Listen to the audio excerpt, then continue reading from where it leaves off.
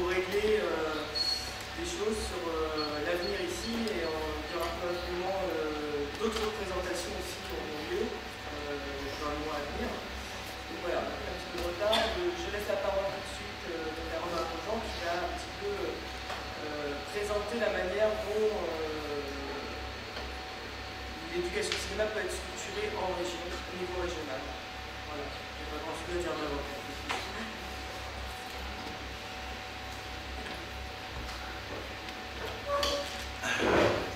Merci Léna. Juste voilà, pour vous expliquer un peu le contexte dans lequel s'est créé les pôles. Bon, on ne va pas trop revenir parce que Isabelle l'a déjà bien développé, mais c'est en 2000 donc le CNC décide de développer les pôles régionaux d'éducation artistique et de formation au cinéma et à l'audiovisuel, qui est le nom complet de pôle régional d'éducation à l'image. Et en 2000, il y a à peu près 11 pôles qui sont lancés dans les régions françaises. Aujourd'hui, on est 18. On forme d'ailleurs un réseau national qui produit des ressources, des actions, notamment à travers d'une publication qui était avant la lettre des pôles et qui est aujourd'hui le fil des images, où il y a des dossiers de cinéma qui sont régulièrement, qui alimentent ce site. Donc voilà, le fil des images, comme je vous invite évidemment à regarder les différentes publications qu'il peut y avoir. Alors, qu'est-ce qu'un pôle régional d'éducation à l'image? Bon, si on s'en tient à la charte des pôles qui a été faite par le CNC, c'est un petit peu difficile de définir des missions extrêmement précises, puisque ce qu'a présenté le CNC sont des grands axes.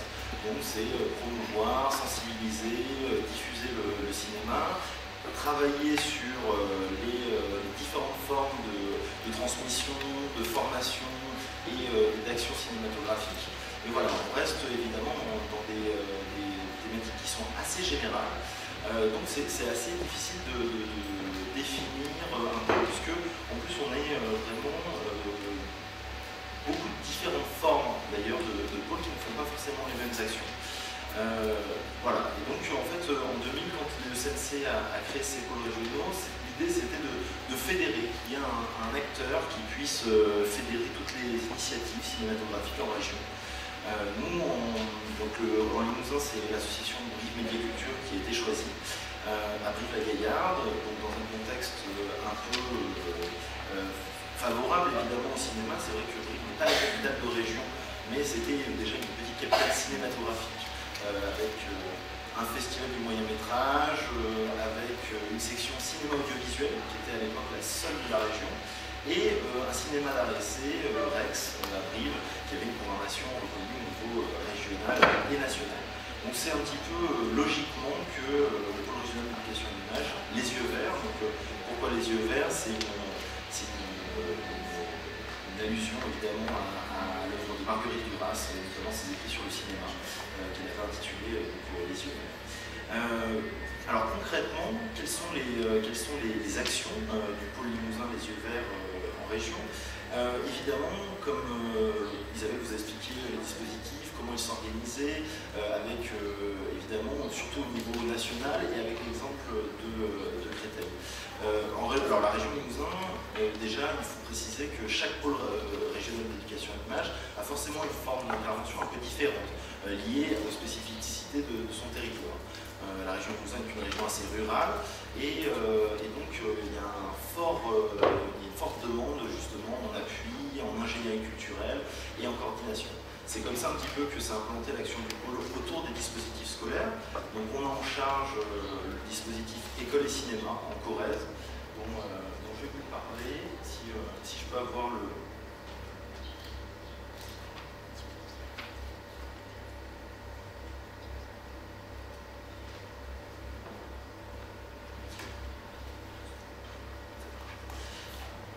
Donc, École et cinéma en Corrèze, c'est un dispositif qu'on coordonne depuis quasiment sa création, justement, en Limousin.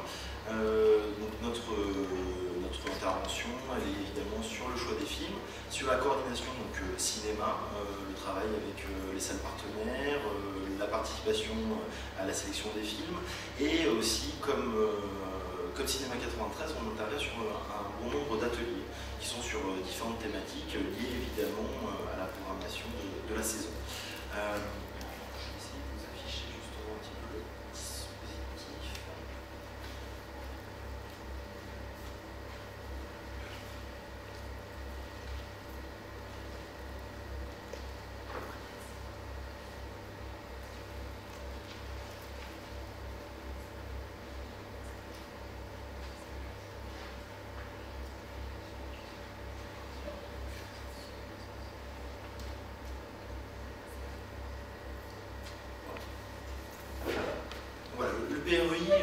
coordonne évidemment la formation aussi des enseignants.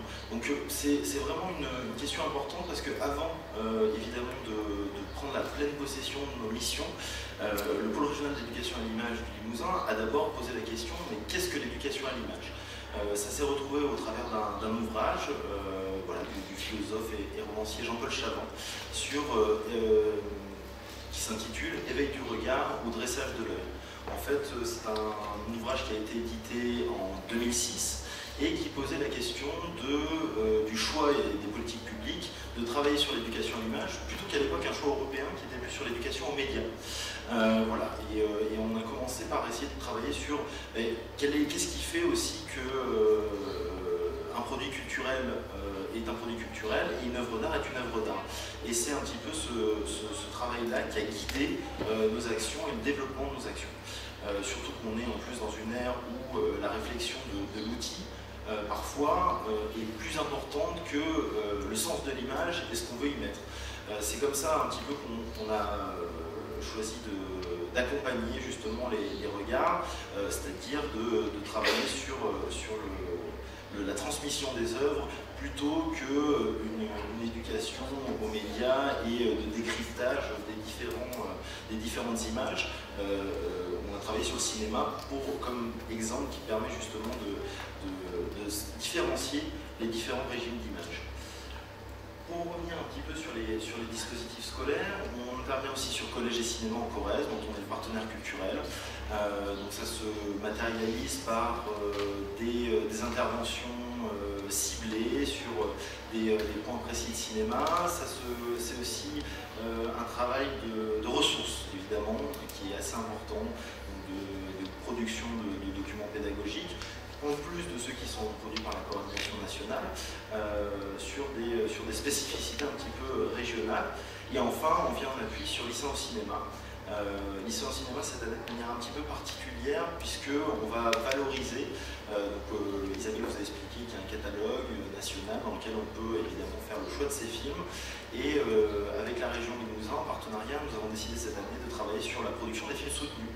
On a fait le constat qu'il y avait près de 300 courts-métrages qui avaient été réalisés en Limousin et que évidemment cette production est peu connue du jeune public, et c'est réintroduire aussi auprès des élèves la notion que le cinéma se fait près de chez nous, que les décors, les paysages qu'on peut observer dans sa région sont des décors aussi de cinéma qui attirent nombre de réalisateurs pour évidemment faire leur film.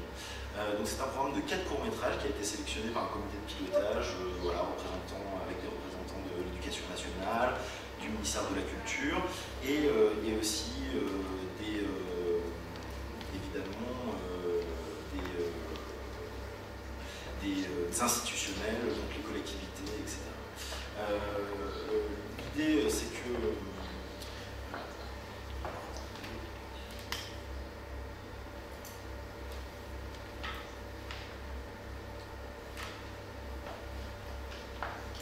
sur école et cinéma, vous pouvez voir un petit peu là différents travaux qui ont été réalisés avec des élèves. Tout en haut, la première image en haut à gauche du cadre, c'est un atelier de sonorisation. C'est-à-dire que nous, on travaille, et oui, ça peut sembler, on a l'impression que c'est une séquence de tournage, mais pas du tout. En fait, c'est une séquence de bruitage de Mon voisin Totoro, donc le film de Miyazaki qui avait été sélectionné cette année-là au dispositif. Et on choisit de vraiment travailler sur tous les aspects du cinéma avec les élèves, y compris l'aspect bruitage, sonorisation, musique. Je vais vous montrer d'ailleurs un court extrait d'une production qui a été faite. Les ateliers se déroulent en salle entière de cinéma, c'est-à-dire que là, durant cette séance, il y avait 300 élèves dans la salle de cinéma et on a appelé chacun à faire une partie du bruitage de la séquence. Donc ce qui est très amusant, c'est qu'on peut prendre une salle comme vous aujourd'hui et je vais vous demander par exemple de faire la pluie, le feu, les doublages de certains personnages. Bon, mais plutôt que vous en parler, je vais vous montrer directement le résultat, ce sera plus éloquent.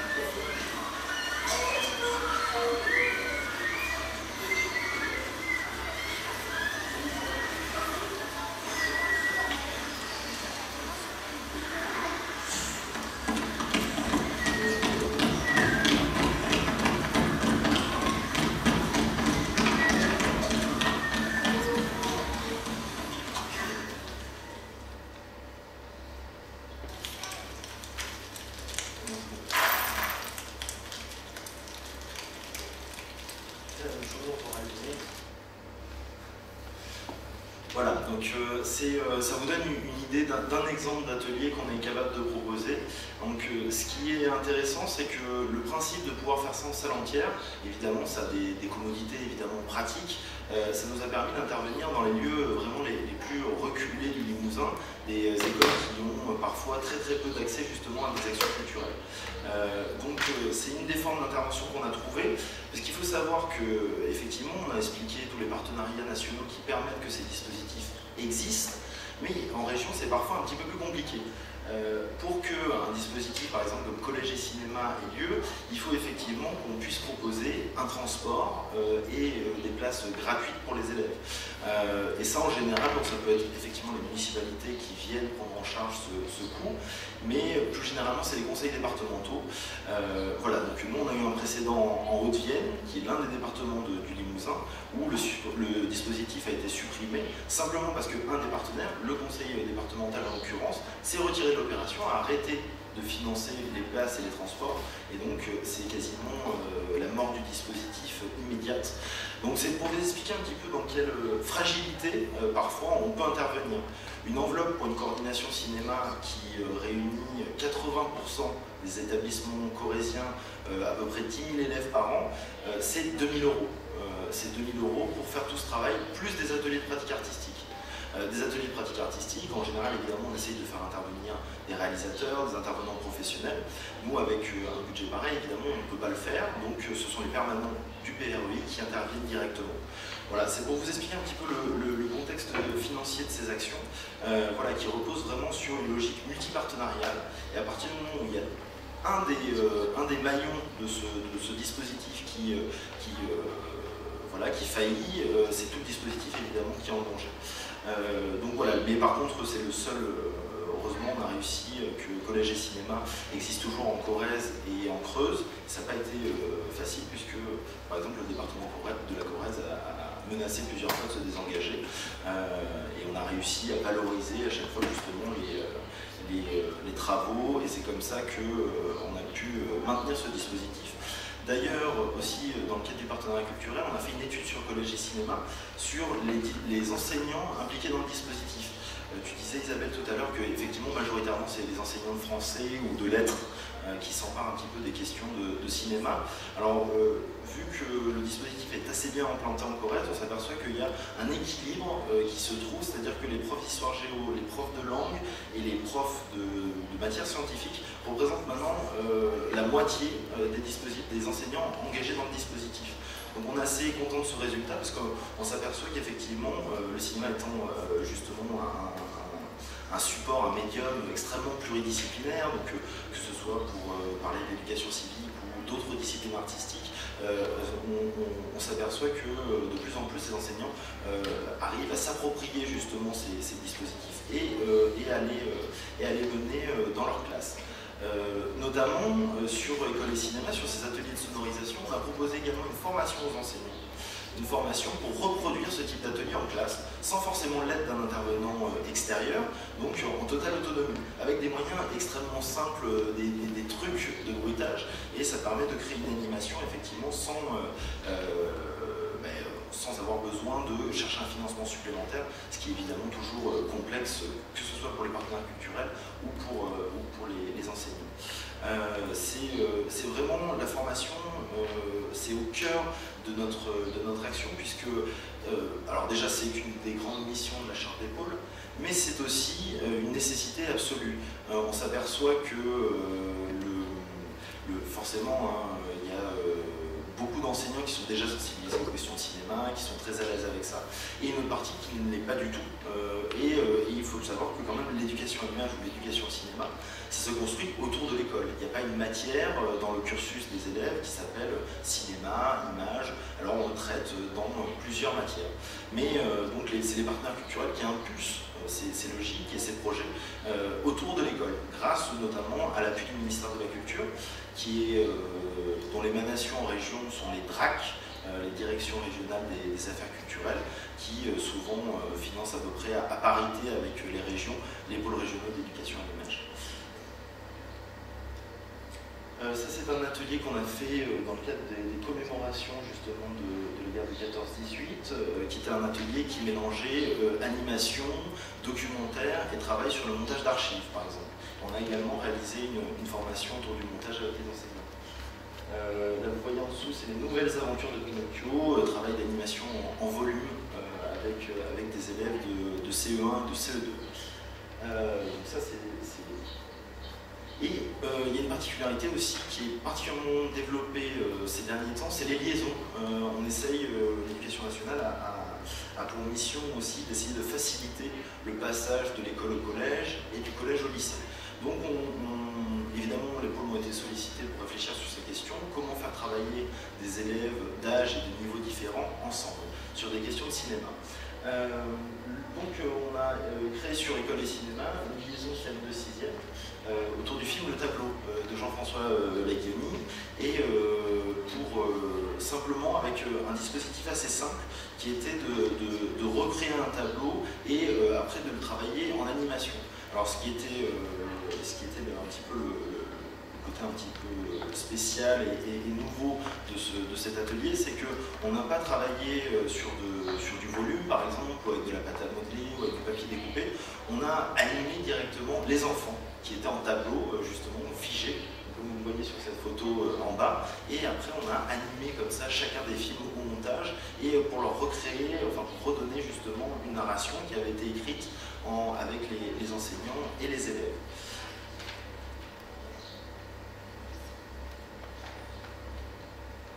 Voilà quelques chiffres un petit peu pour vous expliquer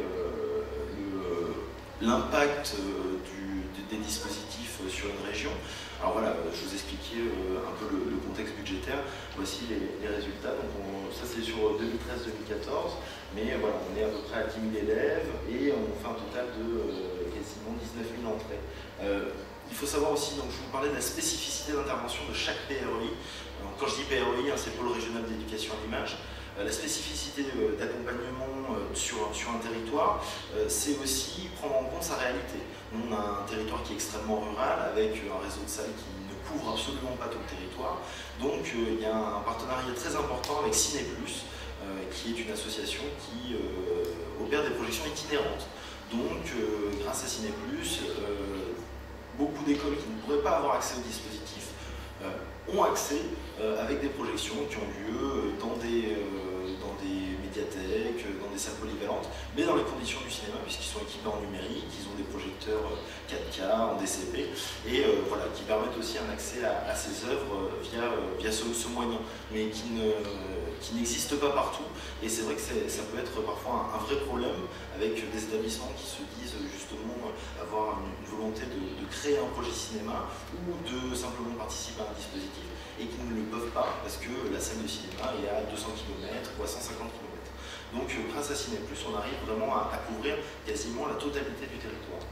Voilà, c'est 155 projections de salle cinéma et c'est 37 projections quand même ailleurs justement dans d'autres lieux.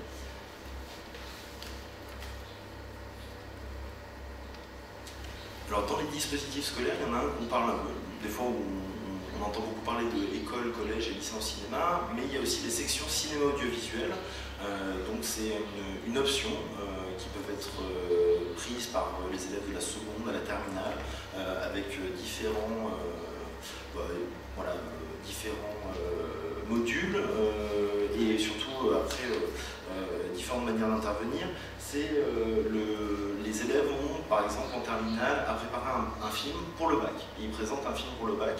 Donc nous, on a un partenariat fort avec le lycée d'Arsonval à Brive.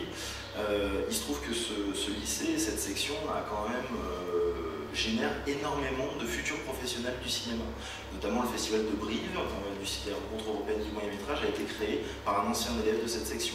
On trouve aussi parmi les anciens de la section CAV, Elie Cisterne, qui a fait le long-métrage Vandale, Antoine Parotti, chef opérateur, producteur et réalisateur. Donc on a aussi toute une génération de... Je parle que des réalisateurs, on a aussi des chefs déco, des maquilleurs, des accessoiristes. Donc vraiment, on retrouve aussi un panel de métiers représentés qui sortent d'une option qui est simplement une option au bac, qui peut être facultative ou obligatoire. C'est pour vous faire prendre conscience un petit peu des effets de cette politique d'éducation à l'image, qui soit génère des vocations, soit travaille aussi simplement sur l'ouverture culturelle. Alors, le partenariat, en quoi il se représente, c'est des interventions en fait, de professionnels toute l'année, avec un temps particulièrement fort pendant le festival du moyen-métrage, où sur 3 matinées de projection, ils vont avoir déjà une masterclass le mercredi, sur une thématique, ça peut être la lumière au cinéma, ça peut être la nouvelle vague, voilà, on a eu plusieurs types d'interventions, avec un universitaire et quand on le peut un professionnel, on aime bien pouvoir faire échanger aussi ces 2 types d'intervenants professionnels, et après 2 matinées de rencontres chaque heure avec projection et rencontres de différents métiers du cinéma, producteurs, acteurs, monteurs, réalisateurs.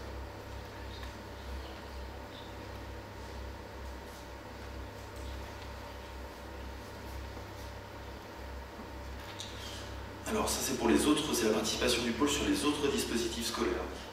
Donc, comme je vous l'ai dit, on est également impliqué sur collège et cinéma, sur les défis ciné, et on travaille aussi sur les liaisons 3e seconde, pas que CM2 6e.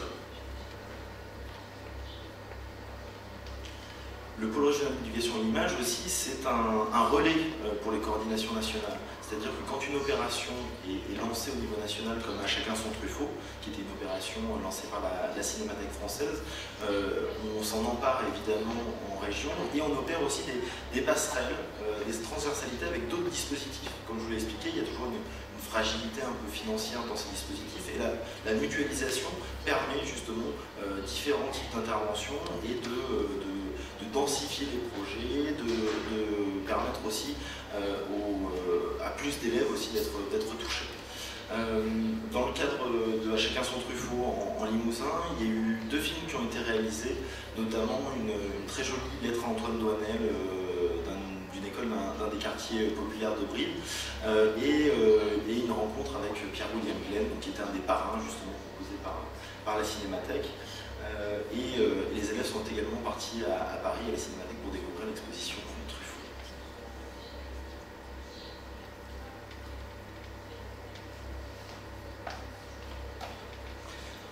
Alors, les yeux verts, on est aussi en pleine création de nouvelles animations, de nouveaux supports où le cinéma peut avoir un intérêt incontestable. Et on a eu cette idée un petit peu insolite avec la Cité des métiers de Limoges et du Limousin, une structure pour l'orientation et l'insertion professionnelle, de travailler sur la question de l'orientation grâce au cinéma. C'est une opération qui se nomme Cinéma Métier, qui consiste en un atelier de pratique artistique autour de l'idée de métier. Comment travailler sur les représentations des métiers un peu différemment. Et les apports évidemment de ce type de projet pour les différents groupes, puisque là on est sur des publics vraiment très larges. C'est une opération régionale qui a 10 ateliers, qui va d'un public par exemple avec des adolescents du voyage, autant qu'avec des handicapés moteurs par exemple. Et vous imaginez la question pour des handicapés moteurs de travailler sur une idée de métier et de pouvoir représenter un métier par exemple rêvé, c'est évidemment une chance et une valorisation énorme. Ce qu'on s'aperçoit aussi, c'est qu'au cours de ces ateliers, la discipline cinématographique est également porteuse de nombreuses compétences transversales qui pourront appliquer dans un projet professionnel ou non, dans toute démarche de projet. Que ce soit sur l'organisation, le travail d'écoute, évidemment les compétences techniques en vidéo, mais qui nous intéressent un petit peu moins, mais qui seront aussi des compétences qu'ils pourront ajouter à leur CV, savoir manipuler un logiciel de montage, savoir faire un plan, et après aussi évidemment toute une ouverture sur justement une manière différente de mettre en image des métiers. C'est-à-dire qu'on leur donne aussi une règle à la base. La seule contrainte pour traiter le métier, c'est qu'il y ait une rencontre avec un professionnel. C'est la seule chose. Après, ils peuvent le traiter en fiction, en documentaire, en animation. La seule chose, c'est qu'il y ait la présence, le recueil d'une parole de professionnel. Donc on a eu des films extrêmement différents. Ça va d'un film, par exemple, complètement plastique sur le métier de boucher qui s'appelait Knit, ou qui est sans parole, où on voit simplement un travail esthétique sur la chair. Donc voilà, on peut à la fois découvrir un métier, s'intéresser à un parcours de professionnel et réfléchir sur une mise en image esthétique et intéressante. On a également prévu de poursuivre et de développer cette opération au travers de projections débat justement sur les métiers. Alors c'était quelque chose qu'on avait commencé à faire déjà dans la partie atelier avec un corpus assez structuré de films. Alors par exemple on vous retrouve des portraits de métiers d'Alain Cavalier, des regards d'auteur sur les métiers. Et du coup on a proposé une programmation qui établit différents regards.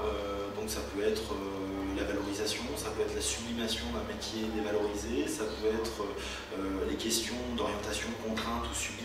Donc ça reste un prisme formidable justement pour parler de futurs professionnels avec des groupes qui sont souvent complètement perdus quand il s'agit de définir un projet professionnel.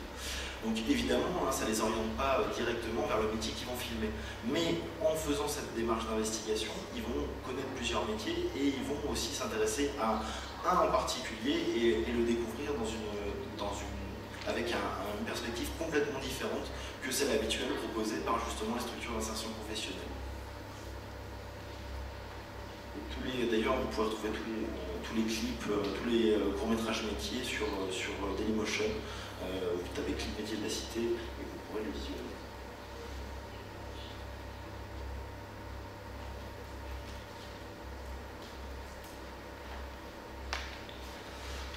Dans le cadre de l'éducation artistique et culturelle, la Direction régionale des affaires culturelles permet à des établissements de bénéficier d'ateliers de pratiques cinématographiques qui, eux, sont financés, souvent à raison de 30 heures. Donc c'est à peu près un budget de 1400 € par atelier. Évidemment qui ne correspond jamais à la réalité d'un intervenant professionnel en milieu scolaire, puisque rien que le temps de préparation de l'atelier, il a largement dépassé les 30 heures, mais en tout cas il est rémunéré pour les 30 heures effectives qu'il passe avec le groupe. Donc c'est vraiment un support intéressant pour ces écoles, collèges et lycées, d'ailleurs ça marche pour les 3 niveaux, et c'est une commission d'experts aussi qui valide ces projets. Souvent la méthodologie c'est qu'une école, un établissement scolaire va venir nous voir, nous solliciter, nous dire voilà, moi je voudrais travailler cette question de cours mais par le cinéma, comment je vais pouvoir mener mon projet. Donc on construit avec eux évidemment quelque chose et ensuite c'est l'établissement qui va le présenter à une commission qui réunit des professionnels, du cinéma, le rectorat et la DRAC. Et tous les projets seront validés, on aura l'autorisation d'intervenir et de les mettre en place. C'est une des parties en tout cas de nos missions qui est vraiment un terrain de jeu assez formidable. Je vais vous donner un exemple d'une action en particulier qui a été menée cette année. Nous avons travaillé sur 2 établissements de Limoges. Donc le lycée Gay-Lussac, qui est un lycée de centre-ville dans un bâtiment absolument magnifique, néoclassique, qui a une grande histoire, qui attire principalement évidemment les élèves de centre-ville, et le collège Pierre de Ronsard, qui est situé dans les quartiers nord de Limoges, évidemment qui est classé en REP+. Alors c'est les nouvelles ZEP, on parle de REP, réseau d'éducation prioritaire, et REP+, et encore plus. Donc c'est l'établissement qui a les pires résultats de l'académie. Voilà, le collège Pierre de Ronsard. Et dans cette optique de travailler sur les liaisons aussi 3e seconde, on s'est aperçu, le proviseur de Gay-Lussac s'est aperçu que les élèves de Ronsard ne demandaient jamais le lycée Gay-Lussac, le lycée de centre-ville, en lycée de rattachement. Pourquoi? Alors pour plein de raisons, parce que des a priori, évidemment, de se dire c'est pas pour moi, c'est un lycée UP, alors que c'est un lycée public, comme les autres, ils peuvent tout à fait demander à en faire partie. Mais il y avait vraiment un frein, en tout cas, à aller vers Gay-Lussac. Donc on a proposé de travailler avec ces 2 groupes, une classe de 3e, une classe de seconde, sur la représentation de leur quartier d'éducation, leur quartier de vie. Donc pour les lycéens de centre-ville, c'était un peu deux choses différentes, puisqu'il y a là où ils viennent au lycée et où ils habitent. En général, c'est pas forcément la même chose. Alors qu'à Ronsard, souvent, les élèves habitent, puisqu'en plus c'est la question du collège, donc collège de rattachement, c'est selon un territoire. Et on les a fait travailler sur la représentation de la ville avec une règle du jeu. On leur a donné des entrées pour attaquer un peu le paysage urbain. Alors ils pouvaient le faire de manière documentaire ou fictive, mais ce qui était important, c'était d'utiliser les frontières. Qu'est-ce qui représente les frontières dans mon quartier? Donc ce qui est marqué par exemple sur les murs, les panneaux, les tags, qu'est-ce qui fait que je sais que je suis dans mon quartier? Les habitants, comment traiter la question des habitants, et à chaque fois on avait un film aussi qui ouvrait cette question. Par exemple c'était Bangatita pour les habitants, et on a travaillé sur les pieds verts, sur comment représenter en animation une réalité urbaine. De Elsa Duhamel, qui est un film qui raconte la nostalgie d'un jardin méditerranéen de 2 pieds noirs immigrés dans le nord de la France. Et ce qui est fort dans cette forme documentaire, c'est que tout l'aspect, il n'y a pas de prise de vue réelle, tout est en animation, mais ce sont le couple de personnes âgées qui développent le film, qui racontent au travers de personnages après qui sont dessinés. Donc ça a été des choses qui ont beaucoup inspiré les élèves et qu'ils ont voulu vraiment remettre à profit dans leur production. C'est-à-dire, voilà, je n'ai plus qu'une manière de parler de mon quartier. J'ai un nouveau champ des possibles, je peux explorer d'autres formes pour parler de ma réalité. Donc on est vraiment dans ce que disait aussi l'ambassadeur, le cinéma comme porteur d'altérité, de découverte de soi et de l'autre. Il y a eu des temps forts dans le projet, 2 temps forts, un lancement où les groupes étaient ensemble, ils ont travaillé ensemble sur ces questions-là, et une restitution. On a fait, le lycée Gay-Lussac propose la Semaine des Arts, qui est une restitution de tous les ateliers du lycée, et à cette occasion, on a projeté sur les murs de Gay-Lussac, donc sur les murs de cet édifice sublime, les films de Ronsard. Donc voilà, c'était vraiment un moment extrêmement valorisant pour les élèves, puisqu'ils sont venus pendant 2 jours expliquer à toutes les personnes qui pouvaient entrer dans le collège, parce que c'était des portes ouvertes, comment ils avaient travaillé et pourquoi ils avaient fait ces films-là.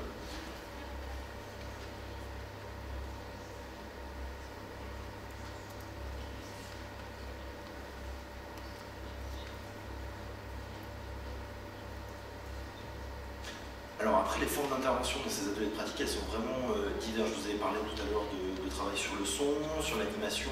On a travaillé également sur des ateliers de programmation. Comment programmer des films, justifier ses choix, et surtout, ce qu'on n'imagine pas quand on fait un atelier de programmation, c'est qu'il faut absolument qu'il y ait une projection publique. S'il n'y a pas cet élément de pouvoir porter le choix des élèves, qui est aussi une forme d'expression, à un public, c'est vrai qu'on manque une partie des effets attendus de l'atelier. On a travaillé également sur la critique cinématographique, alors en lien avec le Festival du cinéma de Brive, puisqu'il y a un prix du jury jeune de la Corrèze, doté par le conseil départemental, et c'est donc 7 jeunes qui sont sélectionnés sur le concours de critique d'un film sorti dans les 12 derniers mois en salle, accompagné de motivation, et ils remettent un prix à l'un des réalisateurs de la compétition, 2500 €, qui n'est pas négligeable, puisque c'est pareil que c'est la même somme que le jury professionnel. Donc c'est une action qui est souvent après, qui a souvent des prolongements. C'est-à-dire qu'il y a des ateliers de pratique, enfin de critique cinématographique déjà dans les classes en amont, et après, une fois que le jury jeune a été sélectionné et que le festival du cinéma de Brive s'est tenu, la région Limousin, depuis 2011, propose de les emmener à Cannes, dans le cadre de l'opération Regard Jeune sur le cinéma à Cannes, et ils ont un périple de 5 jours où ils ont rencontre de professionnels, visionnement de films, tournage aussi d'un atelier parole et critique sur l'un des films vus, soit la quinzaine, soit la semaine de la critique, soit un certain regard.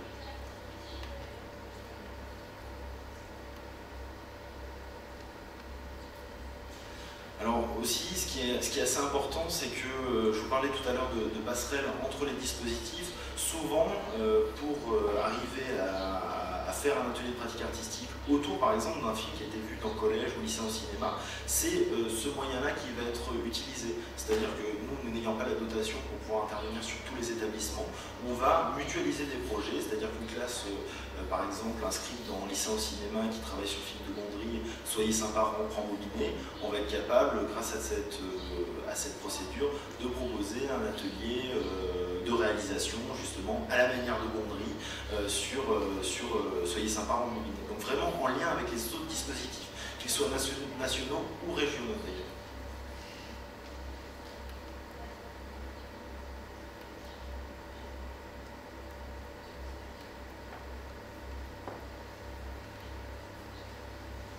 Je vous disais évidemment que la question de la formation est extrêmement importante.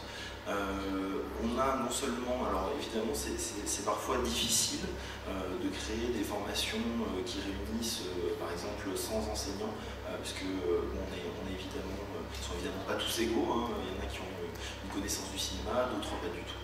Donc nous on travaille un peu différemment, c'est-à-dire qu'on travaille vraiment avec des demandes un petit peu particulières des classes. C'est-à-dire qu'on a un enseignant qui va nous demander d'approfondir une question de cinéma.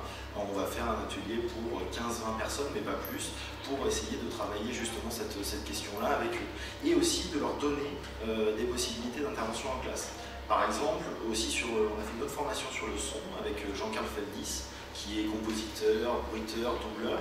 Et l'idée c'était de comment, avec les profs de musique, créer une bande-son originale sur une séquence d'un film connu. Donc les enseignants ont travaillé sur 2001 l'Odyssée de l'espace, une séance quasi muette hein, d'ailleurs dans le film, c'est la séquence où Hal va être enfin éteint.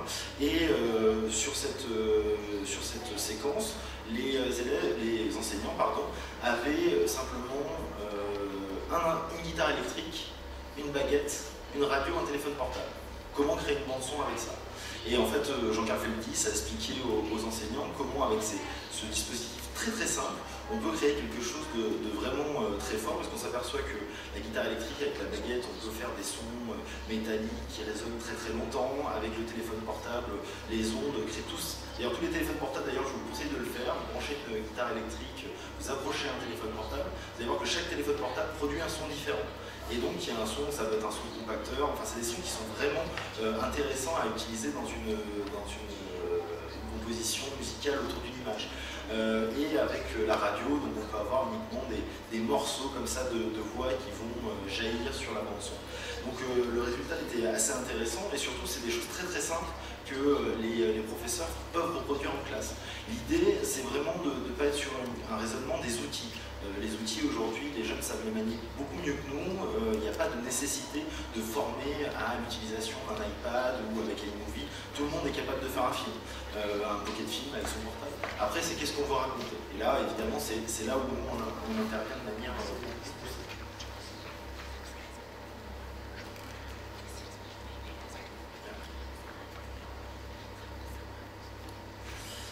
Alors, une des spécificités des yeux verts, c'est qu'on a un gros travail de diffusion. On travaille énormément sur la diffusion cinématographique. On est coordinateur d'une manifestation nationale qui s'appelle le Mois du film documentaire, qui a comme postulat du documentaire comme genre cinématographique à part entière, et qui favorise évidemment sa diffusion en salle de cinéma. C'est coordonné par Image en bibliothèque au niveau national, et ça repose sur des coordinations régionales. Nous, on en fait partie évidemment pour le Limousin. C'est un événement qui, en 5 ans, est passé d'une quarantaine de projections réparties sur toute la région à aujourd'hui près d'une centaine. Donc c'est pour vous dire un petit peu l'évolution qu'on a en accompagnement justement le genre documentaire, avec évidemment toujours des liens avec les dispositifs existants. C'est vrai que comme par exemple le cinéma du réel, c'est un des aspects du programme de l'option cinéma audiovisuel, évidemment on profite de la présence des documentaristes pour les faire intervenir en classe. C'est comme ça évidemment qu'on arrive à travailler.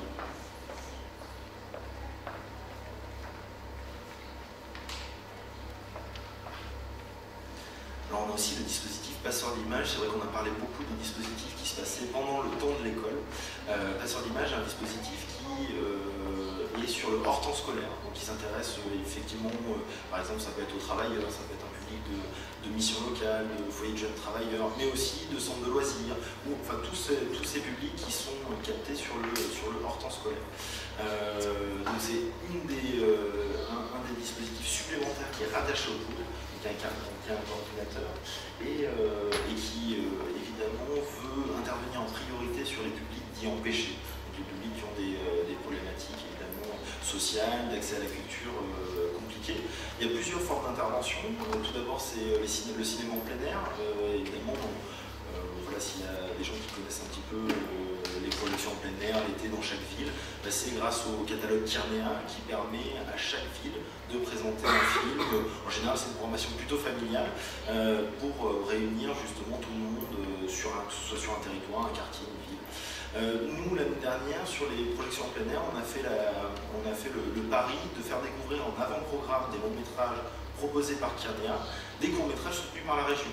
Et pour faire comprendre un petit peu au tout public justement la présence du cinéma près de chez eux. Donc ça a été extrêmement bien accueilli puisqu'il y a beaucoup de gens qui ont découvert des courts-métrages évidemment professionnels, mais qui n'avaient absolument pas la connaissance de leur existence. Donc c'est une des manières aussi, quand je vous parlais de transversalité de notre politique vraiment d'action, on est complètement dans cette démarche-là, puisqu'on est également chargé par la région Limousin de s'occuper de l'animation du catalogue des films soutenus. Ça veut dire quoi? Ça veut dire qu'on accompagne toutes les œuvres, on leur propose une visibilité régionale, donc ça peut être par des circulations d'avant-programme, ça peut être par des avant-premières de courts-métrages, et c'est aussi par une animation qui s'appelle Fenêtre sur cours, qui est évidemment une allusion à Hitchcock, mais sur le court-métrage, un rendez-vous du court-métrage qui a lieu dans plusieurs cinémas de la région et qui développe toujours autour d'un court-métrage régional une programmation de court-métrage actuel, de la jeune création et des choses aussi qui ont été soutenues, enfin qui ont été sélectionnées dans différents festivals. Donc à la fois un rendez-vous local et de connaissance de la production de court-métrage en général. Aussi le dispositif donc, Dessiner la vie, qui sont aussi un petit peu sur le travail sur le court-métrage. Et après, on a des séances spéciales, donc des rencontres avec des réalisateurs, toujours sur le hors temps scolaire.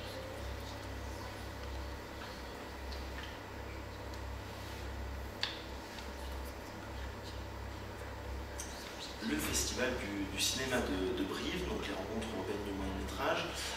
On travaille évidemment depuis sa création avec le festival, particulièrement évidemment sur l'aspect pédagogique du cinéma. Je vous explique un petit peu ce qui est proposé aux étudiants, enfin aux lycéens en option cinéma audiovisuel.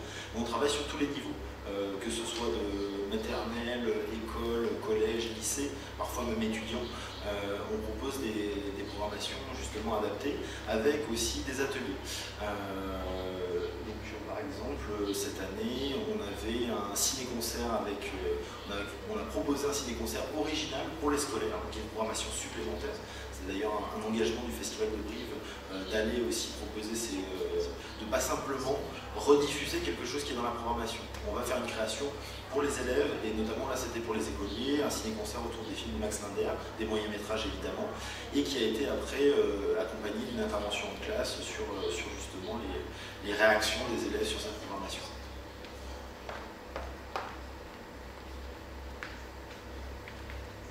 Regard juste sur le cinéma Cannes, je vous en ai un petit peu parlé. Réseau culturel voilà. Et après, on est sur évidemment toutes les actions, que ce soit nationales ou régionales, qui travaillent sur la promotion du cinéma. On est effectivement impliqué, on essaye de les retransmettre du mieux qu'on peut avec les moyens évidemment qu'on peut avoir. Bon, sachant que l'éducation à l'image aujourd'hui, on a parlé de la question des outils, mais on souhaite développer aussi ce qu'on appelle un peu l'éducation à l'image 2.0.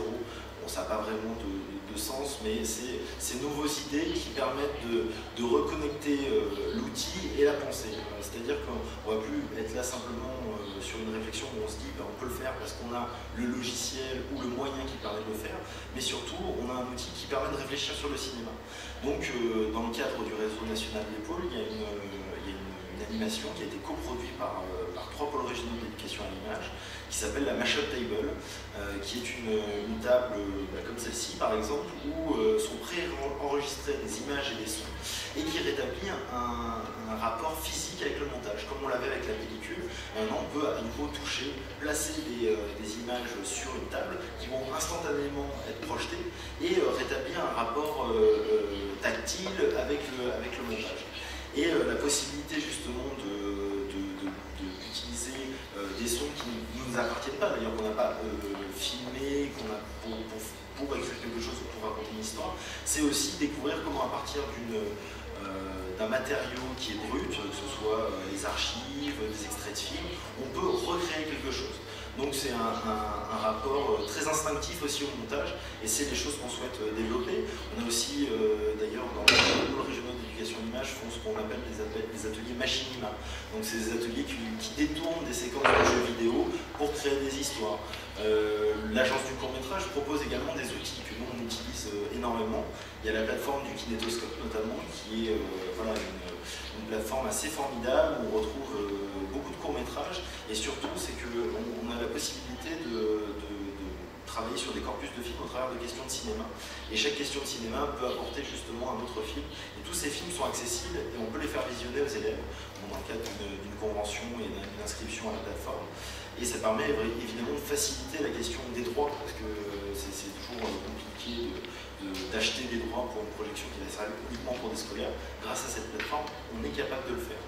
Et ensuite, il y a d'autres formes d'intervention, comme le Vichin par exemple, qui sont aussi des nouvelles possibilités justement de création. Que ce soit aussi le Bogat Film, où tout le monde a la possibilité de faire un film avec son portable, mais accompagné par un intervenant professionnel ou un réalisateur, on peut se rendre compte que l'outil qu'on a simplement dans sa poche peut être un outil de cinéma et peut faire émerger un geste de cinéma. Voilà un petit peu pour vous situer globalement l'action du pôle régional d'éducation à l'image en Limousin.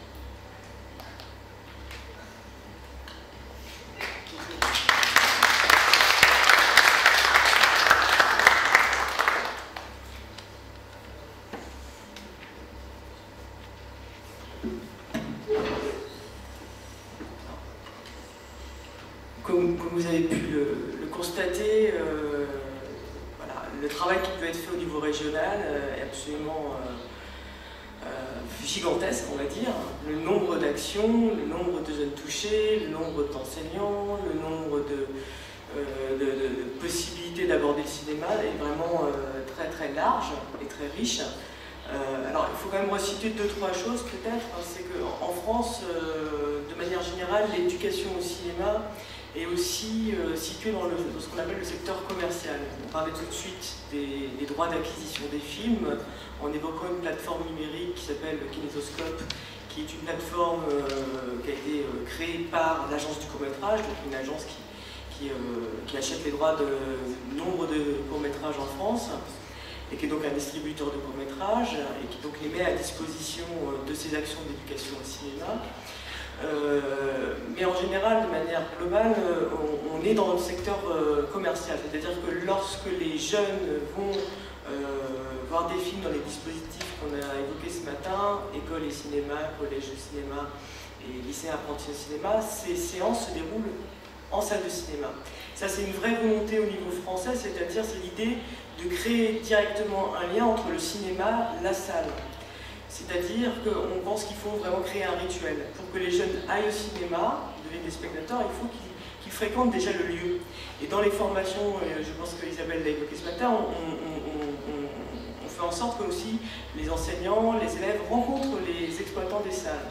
Ici en Bulgarie, on est dans une situation qu'on a évoquée ce matin où le nombre de salles de cinéma a chuté de manière vertigineuse dans les 30 dernières années.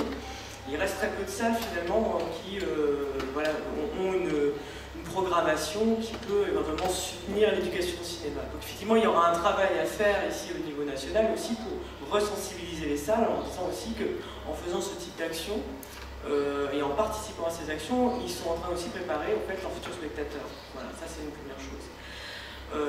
Aujourd'hui, il y a la question du commercial et la question du non commercial, c'est-à-dire le fait de pouvoir disposer de films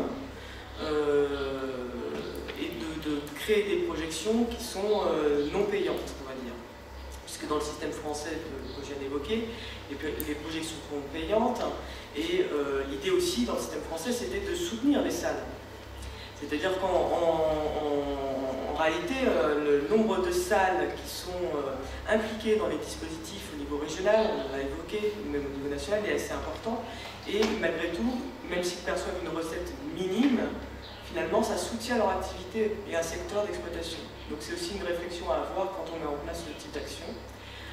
Même si aujourd'hui, par exemple, on évoquera demain, le projet européen sur lequel on se positionne peut en fait articuler les deux types d'intervention, c'est-à-dire à la fois des projections en salle pour valoriser le lien des jeunes avec la salle et dans une logique commerciale, mais à la fois aussi des projections non commerciales pour favoriser le lien des jeunes au cinéma à travers des actions plus larges quand il y a un défaut de financement et qu'on peut s'appuyer voilà, sur des films qui ont été acquis en non commercial et qui permettent en fait d'être diffusés plus largement.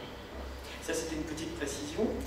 Ce que j'aurais aimé faire préciser aussi à Romain, c'est un peu structurer au niveau régional c'est parler du financement général, c'est-à-dire comment en fait cet ensemble d'actions est financé. Il y a d'un côté l'association Les Yeux Verts qui, on va dire, est missionnée pour coordonner cet ensemble d'actions. Alors quel est le financement qui vient de l'État, quel est le financement de la région, quel est le montant de ce financement, voilà, quelques précisions sur ce sujet. Alors c'est vraiment, ce que je vais expliquer, c'est uniquement, ça ne vaut que pour les yeux verts. C'est-à-dire, comme je vous l'ai expliqué tout à l'heure, les pôles sont structurés de manière très très différente, que ce soit au niveau d'ailleurs de simplement la forme juridique, qui peut être soit une association, ça peut être des pôles internalisés par exemple à une région, ça peut être, voilà. En général, comme je vous l'ai expliqué, c'est effectivement un financement qui est à peu près paritaire entre la région et la DRAC. Nous, dans notre cas en Limousin, c'est complètement différent, c'est quasiment 90% de notre budget qui est de la DRAC et très très peu de la région. La région nous finance uniquement sur cette mission de diffusion dont je vous parlais, des films soutenus. Donc c'est une subvention de 30 000 € de la région et une subvention de 130 000 € de la direction régionale des affaires culturelles. À ceci, alors voilà, ça c'est les financements du pôle, plus 17 000 € du conseil départemental sur des actions cinéma en Corrèze, plus aussi le soutien collège cinéma. Donc vous voyez qu'avec, ça nous fait, on est à peu près à 200 000 €, ça c'est le budget du pôle régional d'éducation à l'image, pour faire tout ce que je viens de vous expliquer. C'est évidemment, si on n'avait que ça pour travailler, on n'existerait plus depuis un moment. C'est vrai qu'on ne pourrait pas maintenir ce volume d'action et surtout cette multiplicité des interventions si on n'avait que ça.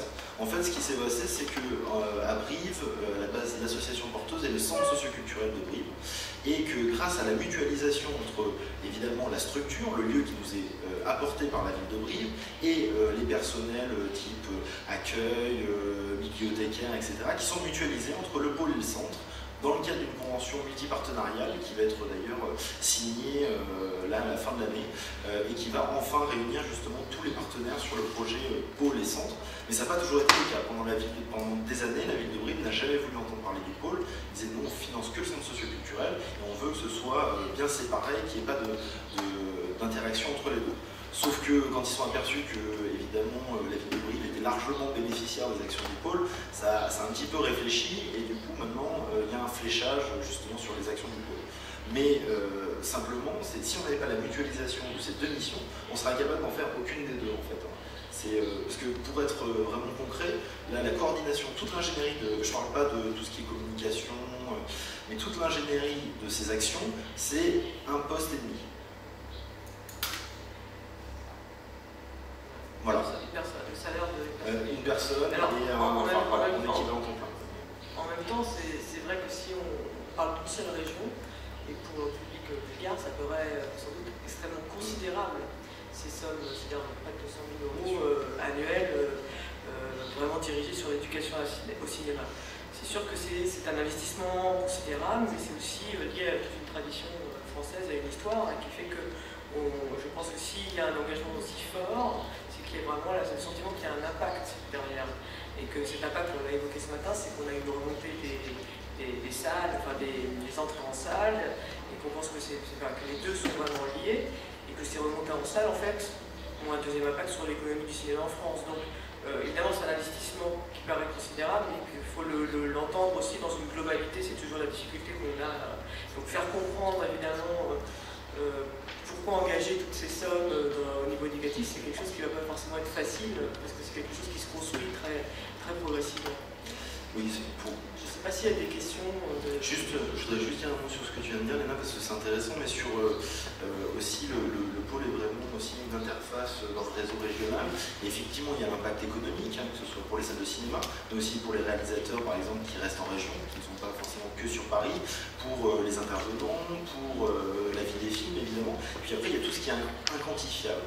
Quels sont les effets sur les élèves, comment, à un moment, avec une rencontre avec une œuvre, peut changer un petit peu aussi des choses chez vous. Pour vous donner juste 2-3 micros-exemples, 2-3 anecdotes un petit peu de comment ça peut affecter.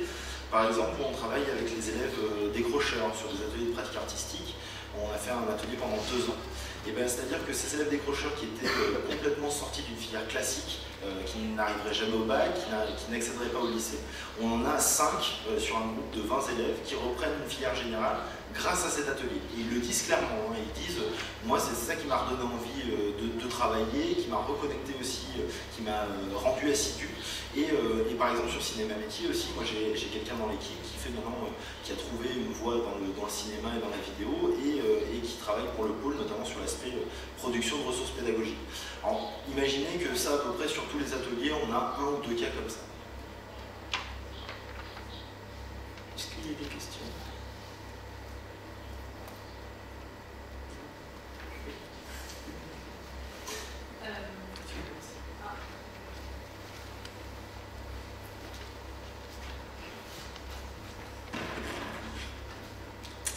Tu parlais des options cinéma tout à l'heure, puisqu'effectivement dans les lycées français, dans certains lycées, il y a la possibilité pour les élèves de faire du cinéma comme une matière à part entière en option, qui peuvent présenter au bac.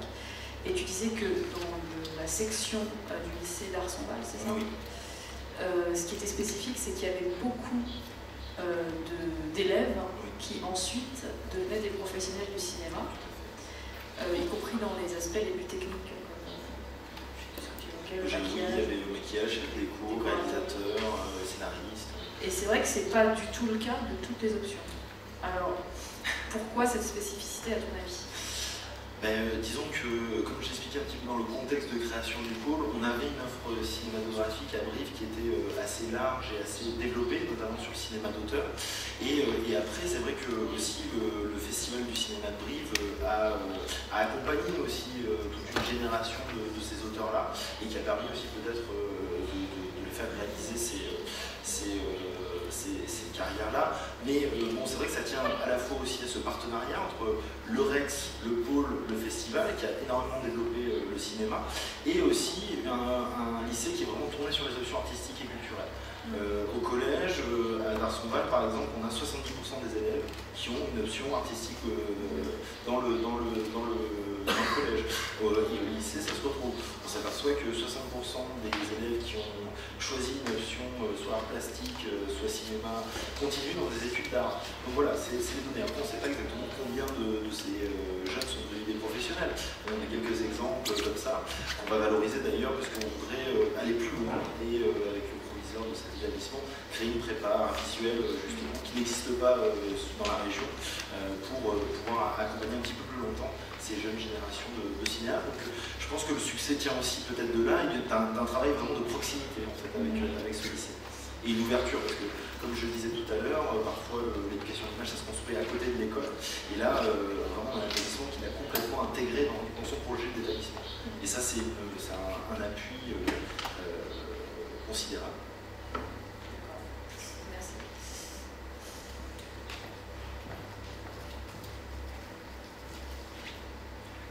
Est-ce qu'il y a d'autres questions? Sinon, je pense qu'on va en rester là pour ce matin et on se retrouvera cet après-midi pour les interventions qui suivent et qui ne concernent plus la France cette fois, qui concernent d'autres pays européens. Alors, une dernière question, Nathalie Bourgeois de la Cinémathèque française. Alors, peut-être que tu en as parlé, tu l'as évoqué au début, c'est le lien, si tu pouvais redire le lien entre le régional et le national. C'est-à-dire les pôles, cette action région de coordination et juste repréciser quel est le lien entre les pôles des différentes régions au niveau national. Alors on se structure en réseau national des pôles, qui est, alors il y a voilà, déjà la publication qui est un petit peu la partie visible de ce réseau, donc qui était la lettre des pôles et qui est devenue après le fil des images. Et ensuite, donc c'est des rendez-vous qui sont assez réguliers dans l'année, où on se retrouve tous ensemble et on échange sur les pratiques. Et c'est vrai que c'est cette partie où on va justement valoriser chacun de nos actions, on va découvrir énormément de choses et créer des synergies aussi, des fois interrégionales, parce qu'on partage par exemple les bases de données d'intervenants, où on fait passer des documents pédagogiques. Et donc c'est vraiment une source de contenu qui est vraiment irriguée par le réseau, qui s'appuie évidemment d'ailleurs sur qui est suivi de près par le CNC. Le secrétariat du réseau, c'est Cyclic qui a un des pôles régionaux d'éducation à l'image qui quand même paraît les plus développés parce qu'il y a une grosse structuration, il y a des actions extrêmement innovantes.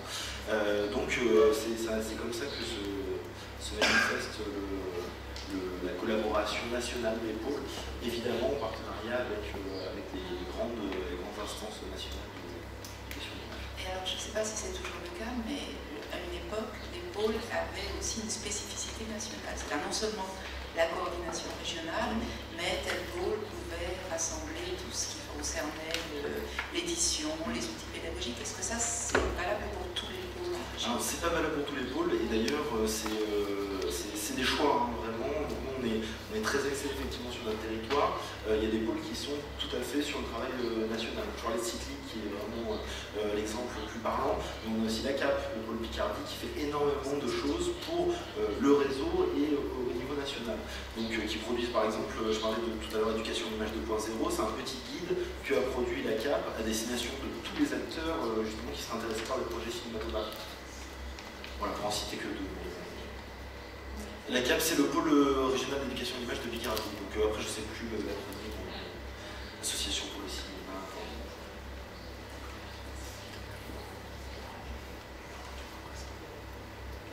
Merci Romain pour cette intervention.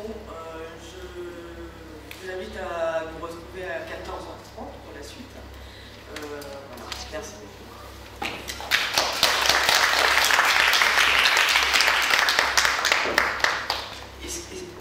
Est-ce que ce sera possible d'avoir un micro dans la salle? C'est derrière, c'est juste derrière. Pour les questions? Pour cet après-midi. Merci.